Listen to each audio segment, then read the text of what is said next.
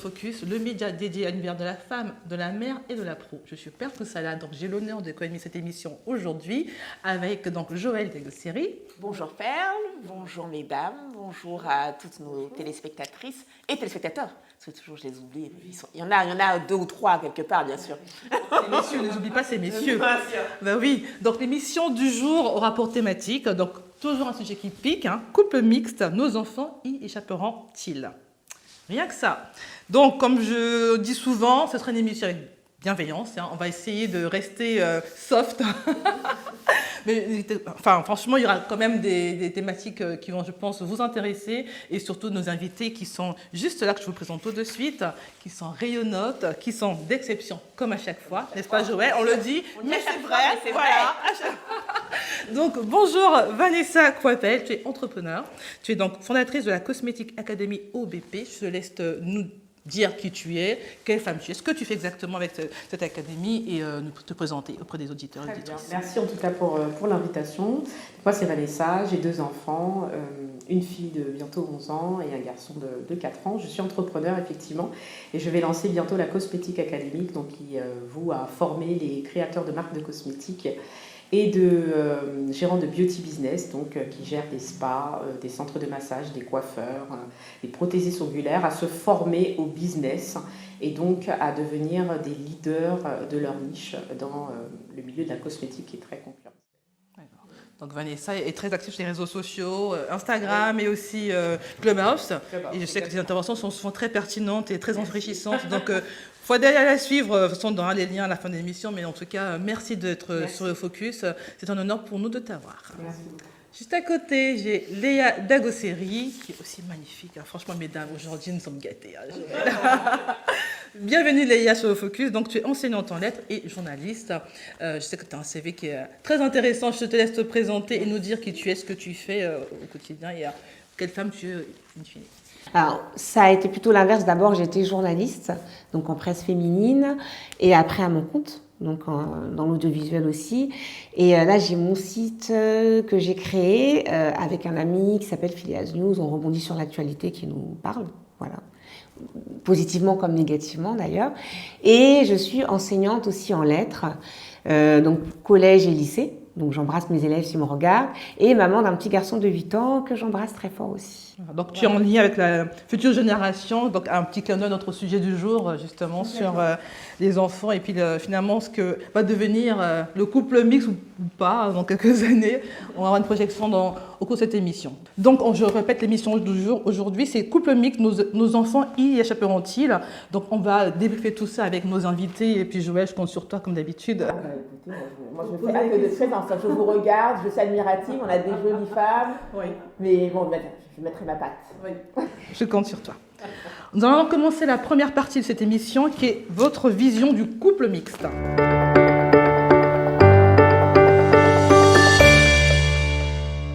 Alors, c'est vrai que le sujet pose question. Avant de dire ce qu'on pense, si nos enfants vont y échapper ou pas, est-ce qu'on leur souhaite ou pas, parce que ça aussi c'est une approche du sujet.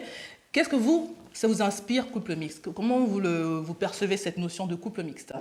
C'est vrai que quand on entend couple mixte, on pense à 2 origines différentes. Tout de suite, c'est la première chose qui vient à l'esprit de la plupart des gens. Mais un couple mixte, c'est pas que ça. Ça peut être aussi 2 religions différentes. Donc ça aussi, c'est un couple mixte et c'est un autre challenge. Donc c'est les 2 visions premières que j'ai, 2 origines différentes et 2 religions différentes. Donc c'est ça pour moi la vision d'un couple mixte. Et c'est vrai qu'un couple mixte a peut-être un fonctionnement de départ qui est différent d'un couple qui a peut-être la même religion ou la même origine.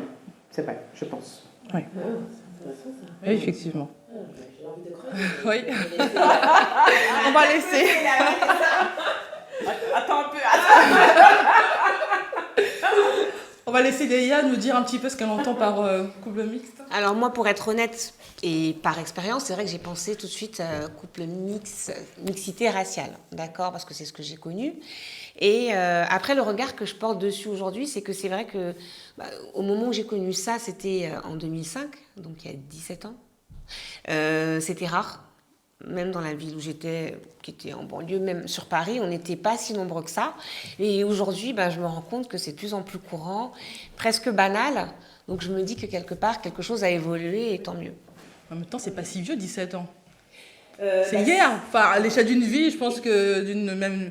Oui, c'est pas si vieux, 17 ans. Ça a un petit peu peur de dire que c'était rare. C'est plus ça qui me... C'est pas vieux, mais c'est vrai que vraiment, que ce soit même dans les réflexions qu'on avait, c'était pas si courant que ça, où j'habitais, et même ailleurs d'ailleurs. Et finalement, aujourd'hui, moi, je vois que ça, même mes élèves sont issus de la mixité, hein, quelle qu'elle soit d'ailleurs. Donc honnêtement, c'est bien, c'est qu'il y a vraiment une évolution dessus.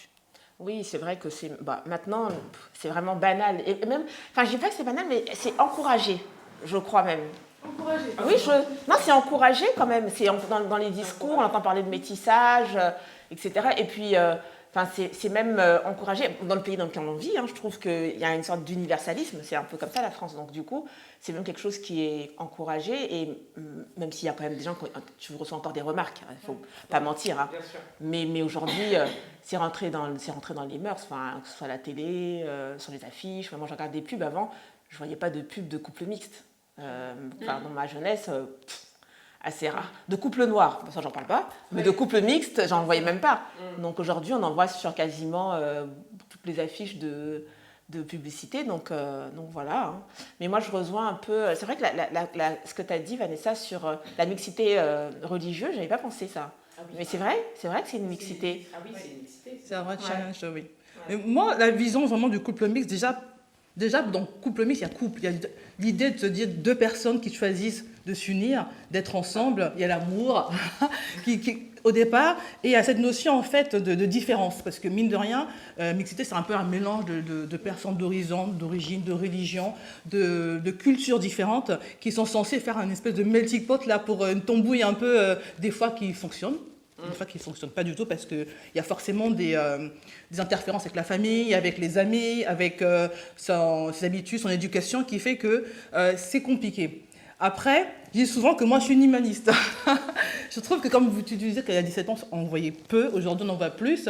Il y a peut-être un glissement, ce côté de normaliser finalement la différence, couleur de peau, de culture, même si on va pas se leurrer. On va pas se leurrer, ça reste compliqué. Ça reste compliqué pour beaucoup. Mais je pense que c'est pas impossible. Je sais pas que un peu votre opinion. Est-ce que dans finalement ce couple mixte, se dire, c'est quelque chose qui peut aider à aller vers un peu moins de racisme, un peu moins de Plus d'ouverture. Plus d'ouverture, oui. Parce qu'on nous vend souvent des footballeurs qui ont souvent des femmes, qui sont noires, des femmes blanches. Et que c'est rentré un peu dans les mœurs, entre guillemets. Et moi, je trouve que c'est une bonne chose. Après, on peut en discuter, c'est mon opinion, mais de montrer un peu que l'ouverture vers d'autres cultures, d'autres mondes, d'autres manières de penser et de faire. Alors moi, si je prends mon expérience toujours, j'essaie d'engager que moi, honnêtement, j'ai pas l'impression que ça m'a ouverte davantage. J'étais déjà ouverte. J'ai pas forcément vu quelqu'un de différent. C'est en le vivant qu'on s'est quand même dit, on l'est, et on le vivait plutôt bien, en se disant, tant mieux. Et c'était même, il y avait un petit côté expérimental, où on se disait, voilà, on vit quelque chose de différent, c'est beau, etc. Et je trouve que c'est bien, justement, bizarrement, d'avoir commencé à un moment où ça n'existait pas tant que ça, que maintenant où ça a l'air plus facile. Parce qu'il y avait vraiment un petit côté expérimental, mais agréable, dans le bon sens du terme. Donc finalement, je trouve qu'il y a certaines expériences qui sont un peu douloureuses quand c'est pas encore instauré. Pour moi, celle-ci, non. Et donc j'étais déjà ouverte. Donc ça m'a pas forcément plus ouverte, ça m'a peut-être permis de m'enrichir, de connaître un peu plus, entre guillemets, d'autres façons de penser, parce que voilà, on a beau dire qu'on a vécu en France, mais moi, par exemple, je sais que mon compagnon était plutôt nordiste. Moi, j'ai pas de famille dans le Nord, donc c'est pas la même façon de penser, d'agir, etc. Voilà, moi, j'étais parisienne, pure jus, donc quelque part, ça m'a enrichie, mais ça m'a pas ouverte. J'étais déjà ouverte. Donc, pour moi, c'était déjà bien, je trouve. Oui, une sorte d'ouverture. Parce que j'ai une très bonne collègue qui est française et son compagnon est portugais. Et dans la famille portugaise, ils sont considérés comme un couple mixte. Alors moi, j'ai ri, je dis, mais non. Elle dit si, parce qu'ils ont tellement une culture tellement différente, forte, qui est vrai, il y a parfois des frictions, et se dire c'est pas juste la couleur de peau, mais vraiment c'est vraiment dans les pratiques, dans la manière d'aborder la vie, dans plein de choses qui font qu'effectivement il y a une vraie mixité. Moi ça m'a pas choqué, mais ça m'a vraiment étonné d'avoir cette discussion-là entre deux blancs. Oui, voilà. Effectivement, c'est large en fait le terme couple mixte. Alors, moi aussi j'étais en couple mixte il y a, oh là là, j'étais jeune, j'étais au lycée.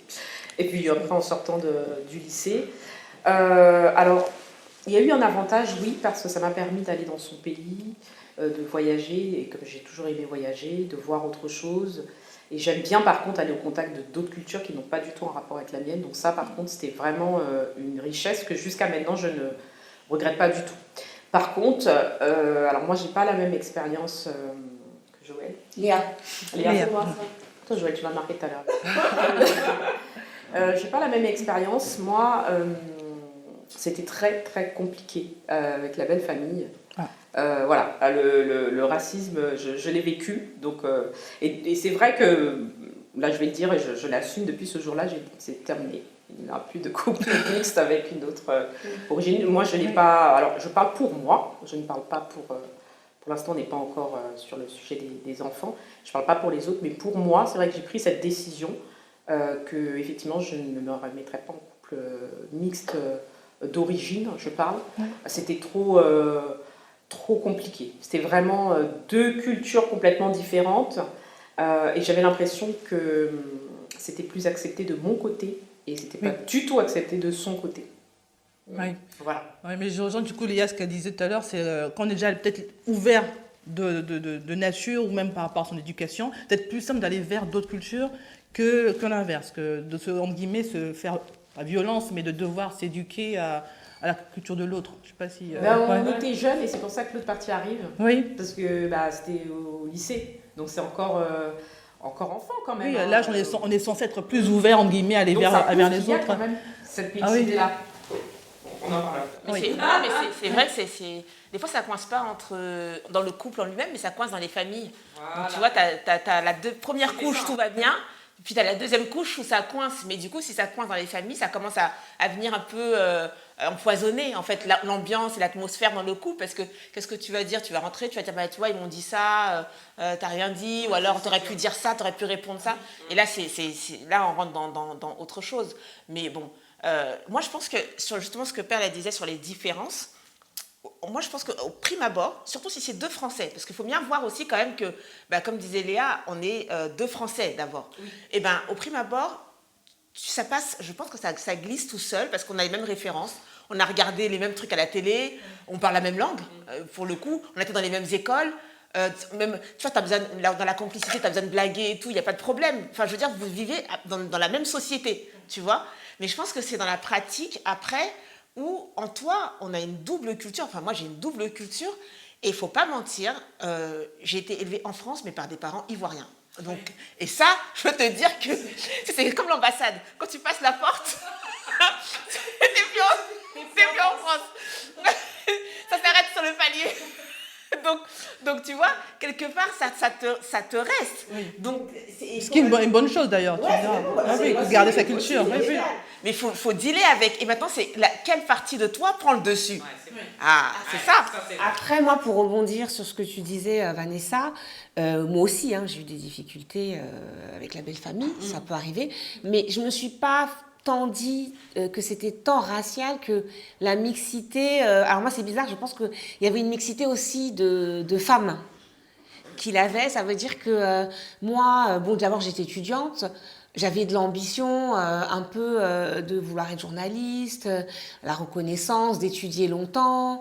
Voilà, j'avais un côté un peu libre, un peu parisien, qui n'était pas forcément la même chose. Donc, en tant que belle famille, même cette vision-là, on va souvent le prendre peut-être pour notre couleur de peau, ce qui n'est pas faux, on n'en sait rien. Mais ça tient aussi à même le fait de dévier de ce qu'on attend de nous, de la personne idéale.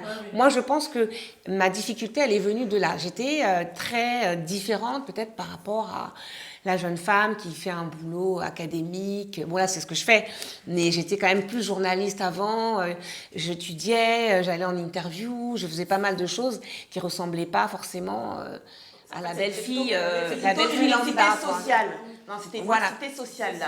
Voilà. C'était ça. C'était Et ça après, qui posait et problème. bizarrement, c'est très bizarre, mais on va peut-être après le placarder sur la couleur de peau. Parce que oui, ça colle peut-être pas à ce qu'on attend, mais je pense qu'il y a aussi, je sais pas si toi, peut-être que tu avais les mêmes ambitions, etc. Est-ce que ça aussi, ça fait pas un peu peur c'est là où je te rejoins sur la mixité, c'est large. Finalement, je me suis dit, mais est-ce que j'étais pas une femme mixte dans ma façon de réfléchir et de voir la vie, en fait, aussi. C'était ça qui était le plus dur pour des belles mamans qui ne sont pas de notre génération, au final. Et d'avoir un schéma de belle fille précis. Oui, bien sûr. C'est pas du tout ça, en fait. Je pense que ce qu'on est aujourd'hui, on a dû l'être à 17 ans, quelque part. On renvoyait déjà cette image-là d'entrepreneuse à 17 ans, de femmes indépendantes qui... Voilà, je pense aussi. Oui, il y a des choses qui, oui, effectivement, il y a des germes qui ne partent jamais. Sans qu'on le sache. Et ça transparaît comme ça, et puis ça rassure pas tout le temps. Oui. Donc moi, c'était vraiment la couleur de peau. Ah oui, c'était clair. Ils étaient déjà dans le futur. Ah si, ils ont des enfants. Ouh là, c'est... Ah oui, c'est... Voilà. Donc là, c'est pas possible. Oui, donc ça, c'est des... Mais quand tu vis comme ça le racisme vraiment, tu vois, vraiment violent et direct, c'est vrai que tu peux te dire que, en fait, non, je recommencerai pas l'expérience. Enfin, c'est violent, le racisme. Attends, c'est pas... Parce que les gens, des fois, ils sont là, ouais, t'as juste dit sale noir et tout, mais attends, tu peux... Non, c'est violent. Je suis désolée. Bah oui. Il faut le vivre pour savoir aussi, c'est vrai. Il y a des expériences qu'on peut un peu interpréter ou imaginer, mais ça, il faut le vivre quand même, je pense. Il faut entendre une phrase quand même désagréable pour savoir ce que c'est. Bon, en tout cas, on a fait un beau tour de table pour votre vision du couple mixte. Et on a commencé à avoir un petit bout de la deuxième partie. J'ai hâte d'entendre vos expériences les unes et les autres. Il y a des choses à dire. Exactement. Donc, deuxième partie de cette émission, ce sera quelle valeur influence le plus nos enfants, celle de la société ou les nôtres.